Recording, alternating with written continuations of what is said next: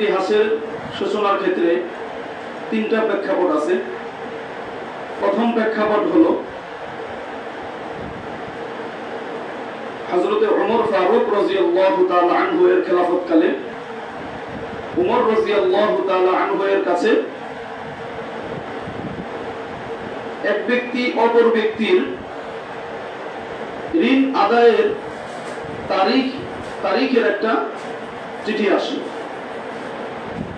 যে শাবান মাসে ঋণ আদায় করবে। এক ব্যক্তি অপর ব্যক্তিকে টাকা দিবে শাবান মাসে। এখন ওমর রাদিয়াল্লাহু তাআলা আনহু বললেন, বর্তমানে যে বছরে আমরা আছি এই শাবান মাসে নাকি গত বছরের শাবান মাসে নাকি আগামী বছরের শাবান মাসে, এই তারিখটা উল্লেখ নাই।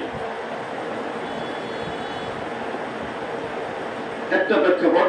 দ্বিতীয় প্রেক্ষাপট হলো ওমর রাদিয়াল্লাহু তাআলা আনহু এর খেলাফতকালেই বসরার গভর্নর হযরত আবু মুসা আশআরী রাদিয়াল্লাহু তাআলা আনহুকে নিযুক্ত করলেন।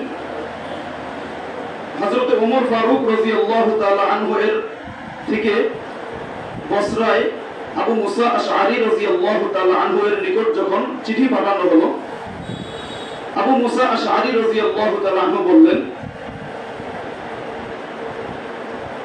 যে আমিরুল মুমিনিন, এই চিঠির মধ্যে তো তারিখ দেওয়া নাই, এ কারণে আমরা অনেক সমস্যার সম্মুখীন হইতেছি। এ কারণে তারিখ নির্ধারণ করে দিলে ভালো হতো। তৃতীয় প্রেক্ষাপট হলো প্রখ্যাত তাবিঈ হযরত ইবনে সিরিন রাহমাতুল্লাহি আলাইহি থেকে বর্ণিত এক ব্যক্তি হযরত ওমর রাদিয়াল্লাহু তাআলা আনহুকে বললেন যে অনারবদের জন্য, আরবি যারা নয় অনারবদের জন্য তাদের তো দিন তারিখ মাস নির্ধারণ আছে, তো আমাদের জন্য একটা দিন তারিখ মাস এটা নির্ধারণ করে দিলে ভালো হয়।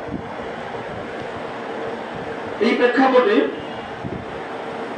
হযরত ওমর ফারুক রাদিয়াল্লাহু তাআলা আনহু সাহাবীদের সাথে পরামর্শ করলেন যে হিজরি সন কোন সন থেকে হিজরির সূচনা ধরা হবে, হিজরি সালটা কোন সন থেকে ধরা হবে। তখন কোন কোন সাহাবায়ে কেরাম পরামর্শ দিলেন যে রোমানদের মতো হোক। আমার ওমর রাদিয়াল্লাহু তাআলা আনহু এটা মানলেন না, প্রত্যাখ্যান করলেন।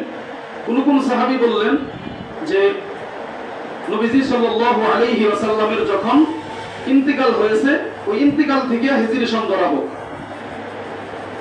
কোন কোন সাহাবী বললেন নবীর জন্ম তারিখ থেকে নিয়ে হিজরি সন ধরা হোক। তারপর হযরত আলী রাদিয়াল্লাহু তাআলা আনহু মত দিলেন যে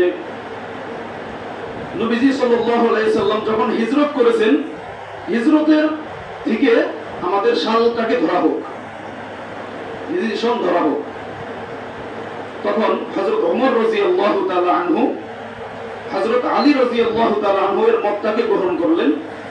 নবীজি যখন হিজরত শুরু করেছেন ওই হিজরতের সাল থেকেই হিজরি সন ধরা হবে, এটা নির্ধারণ হলো।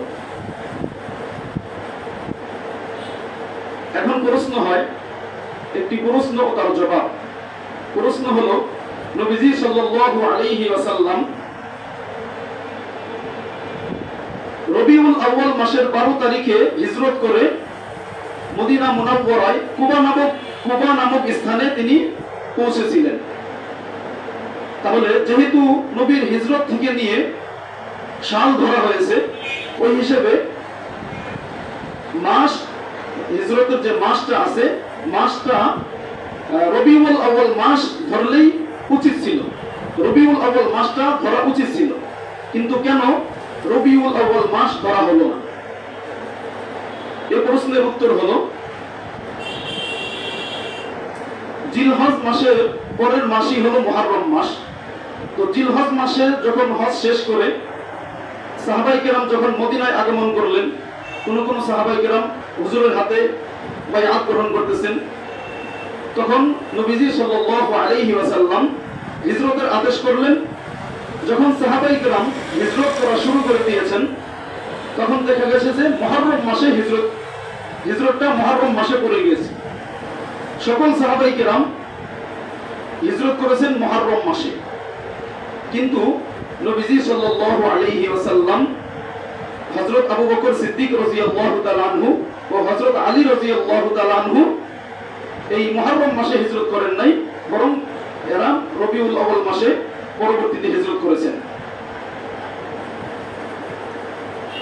তাহলে দেখা গেল যে হিজরি সাল ধরা হয়েছে হলো নবীজি সাল্লাল্লাহু আলাইহি সাল্লাম যখন হিজরত করেছেন ওই হিজরত থেকে নিয়ে হিজরি সাল ধরেছেন। আর মাস নির্ধারণ করা হয়েছে হলো মুহররম মাসকে। কেন? সাহাবায়ে কেরাম এই মুহররম মাসেই হিজরত করেছেন, এর কারণে এই মুহররম মাসটাকে প্রাধান্য দেওয়া হয়েছে। এবার আসুন হিজরি সন, এটা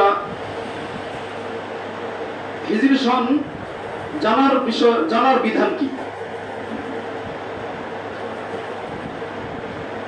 হযরত আশরাফ আলী থানভী রাহমাতুল্লাহি আলাইহি বয়ানুল কুরআন, তাফসিরে বয়ানুল কুরআনের ৩য় খণ্ডে উল্লেখ করেছেন যে